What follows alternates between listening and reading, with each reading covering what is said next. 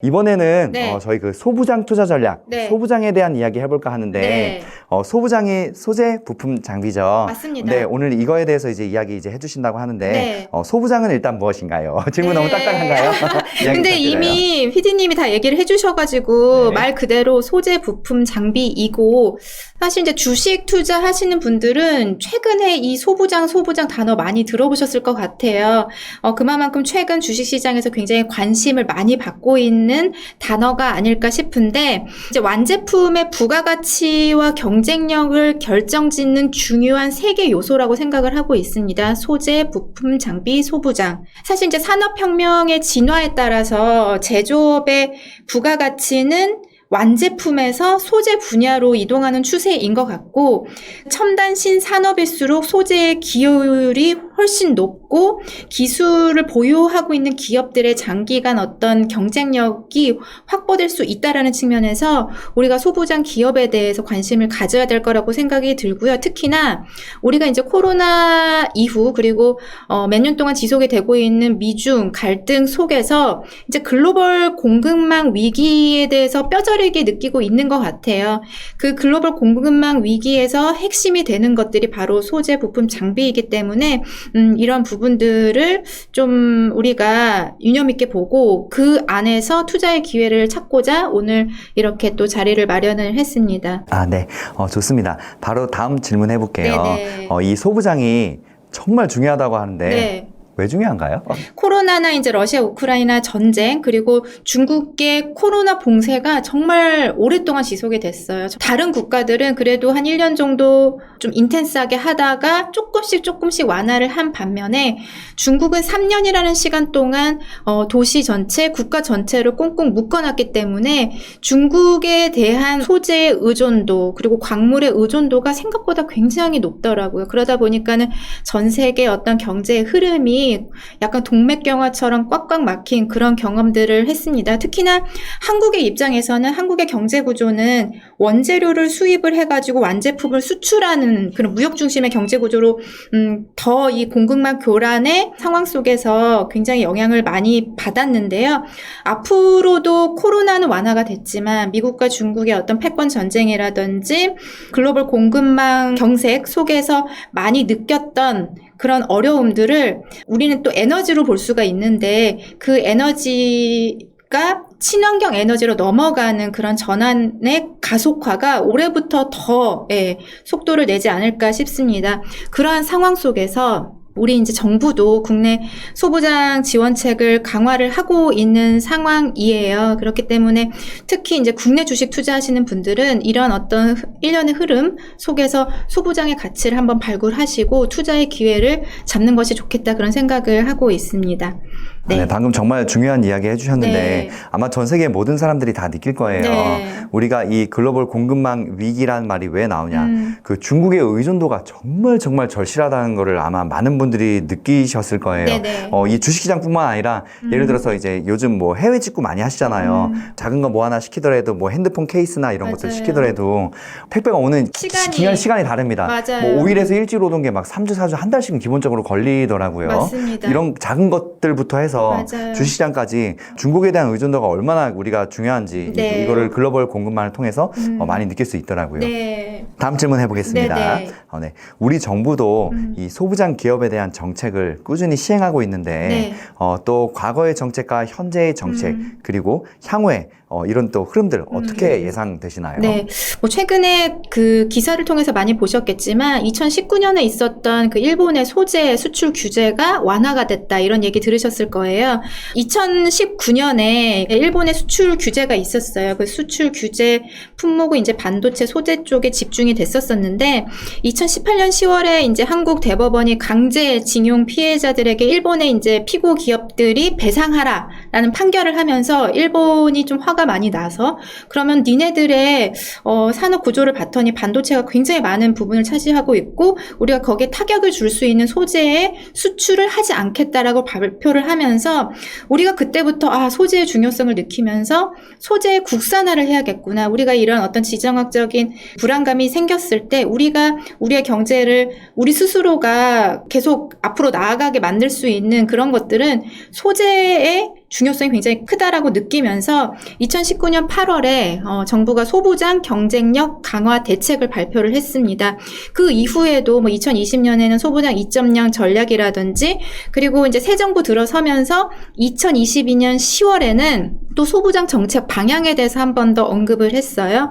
그리고 올해 들어서도 3월에 소부장 으뜸 기업 추가 선정을 했는데 2021년에 최초로 22개사를 선정을 하고 지금 계속 그 선정을 하면서 누적적으로는 66개사 정도가 정부의 어떤 소재 기업 강화에 좀 지원을 받고 있다라고 보실 수 있으실 것 같고 그리고 이제 2023년 4월이죠. 네, 4월에도 소재 부품 장비 글로벌화 전략까지 발표를 할 예정입니다. 그러니까 2019년에 일본의 소재를 중심으로 한 수출 규제에서 소재의 국산화에 대한 어떤 필연성을 뼈저리게 정부가 느꼈고 소재 국산화를 또 진행을 하면서 우리가 이 소재에서의 경쟁력을 가지고 이 경쟁력을 글로벌화해 가자는 것이 큰 그림이다라고 보실 수가 있으실 것 같아요. 그래서 우리가 2019년에 주식시장 보시는 분들은 아시겠지만 이렇게 일본의 수출 규제 때문에 소부장의 1차 사이클이 있었어요. 그래서 그때 반도체를 중심으로 한 소부장 기업들의 시장 대비 좀 상대적인 성과가 굉장히 좋게 나타났고 저희뿐만 아니라 좀 다양한 전문가 분들이 올해가 2차 소부장 사이클이 진행이 될 수 있다라고 말씀을 하시고 계십니다. 뭐 앞에서도 말씀드렸던 글로벌 공급망 속에서 사실 우리뿐만이 아니라 세계 각국이 모든 어떤 첨단 산업 특히 반도체나 친환경, 2차 전지, 전기차에서의 본인들의 내재화 그리고 각국에서의 생산의 과정을 다 진행할 수 있는 방향으로 진행이 되기 때문에 그런 부분들에 대해서 좀 지속적으로 보시면 좋을 것 같고요. 2019년에 이렇게 우리가 소부장 국산화, 소부장 일본 의존도를 낮추자라고 정책적으로 지원을 강화를 하면서 지난해에 새 정부가 소부장 정책을 발표하면서 100대 핵심 품목의 대일 의존도가 6%포인트 정도 감소를 했다라고 발표를 했어요. 그래서 사실 뭐 2, 3년의 시간 동안 이 정도의 성과는 굉장히 좀 괄목할 만한 성과다라고 좀 판단을 해볼 수 있을 것 같고 향후에도 이런 정책들이 강화가 될 것이기 때문에 또 4월에 발표되는 그런 정책들 좀 유념 있게 보시면 좋을 것 같습니다. 네. 네. 중요한 이야기를 해주셨는데요. 네. 지금 말씀을 들어보니까 네. 특히 이 소부장은 정부의 역할이 정말 중요하다는 네, 거. 맞습니다. 그렇죠. 기업의 역할만으로는 할 수 없고 정부와 기업이 같이 뛰어서 경쟁력을 강화할 수 있게 해야 된다는 거. 이게 정말 중요하다는 거. 네, 맞습니다. 네. 정부의 정책에 따라서도 그럼 또 사업 방향이 또 완전히 또 틀려질 수도 있겠네요. 그렇죠. 그렇죠. 코로나 이후에 글로벌 공급망 교란 때문에 각국이 본인들의 어떤 경쟁력을 강화시키기 위해서 정책을 엄청나게 발표를 하고 있어요. 네, 뭐 말도 안 되는, IRA라든지 뭐 유럽의 핵심 원자재법이라든지 정부의 정책이 그 산업을 뒤흔들 수 있는 상황이기 때문에 우리가 사실 정책만 잘 보더라도 투자의 어떤 아이디어를 얻을 수 있는 그런 상황이 바로 지금인 거라고 생각을 하고 있습니다. 네. 네. 좋은 말씀이십니다. 이런 정부의 정책들도 네. 투자의 한 중요한 요소로서 잘 활용하자. 네. 네, 그렇죠. 정보가 제일 중요한 거니까요. 그렇습니다. 네, 알겠습니다. 다음 질문 바로 이어서 해볼게요. 네. 투자 측면에서 소부장이 유의미한 산업에는 어떤 것이 있을까요? 주식시장에서 소부장 하면은 첫 번째로는 반도체를 제일 많이 생각을 하시는 것 같아요. 반도체를 중심으로 다양한 이제 소재, 부품, 장비 기업들이 국내 주식시장에 상장이 되어 있지만 올해 제가 이제 소부장의 2차 사이클이 도래할 것이다라고 말씀드리는 그 산업 안에는 반도체뿐만 아니라 뭐 디스플레이라든지 자동차라든지 뭐 전기전자라든지 바이오까지 전방위적으로 정부의 적극적인 지원이 있을 거기 때문에 관심을 가지시면 좋을 것 같고 특히나 이제 전기전자 안에서 이제 2차 전지는 우리가 친환경으로 가야 하는 그런 과정 속에서 가장 경쟁도 격화가 되고 있고 거기서의 헤게모니를 갖게 되는 기업들의 폭발력은 그 상상 이상일 것이라고 생각을 하기 때문에 올해는 이제 반도체와 2차 전지를 중심으로 소부장 사이클을 집중하자라고 말씀을 드리고 싶고요. 시작은 내수용 공급망 안정화였지만 그거를 바탕으로 미국이라든지 유럽의 공급망 재편의 지금 모습이 나타나고 있잖아요. 미국도 본인들과 협력 관계를 갖고 있는 국가들의 경쟁 요소를 10분 활용해서 중국을 견제하고자 하고 있고 유럽 또한 마찬가지입니다. 그렇기 때문에 우리가 이런 상황 속에서 선진국들의 공급망 재편에 따른 경제적인 실익까지 챙길 수 있도록 정부가 반도체 2차 전지를 중심으로 많은 지원을 하고 있기 때문에 그 산업에 있어서 조금 집중적으로 소부장 기업들을 보시면 좋을 것 같다라고 말씀을 드릴 수 있을 것 같습니다. 네. 중요한 말씀 또 해주셨습니다. 네. 당연히 제일 유명한 사업 두 개, 반도체하고 전기차, 2차 전지 이런 네. 것들.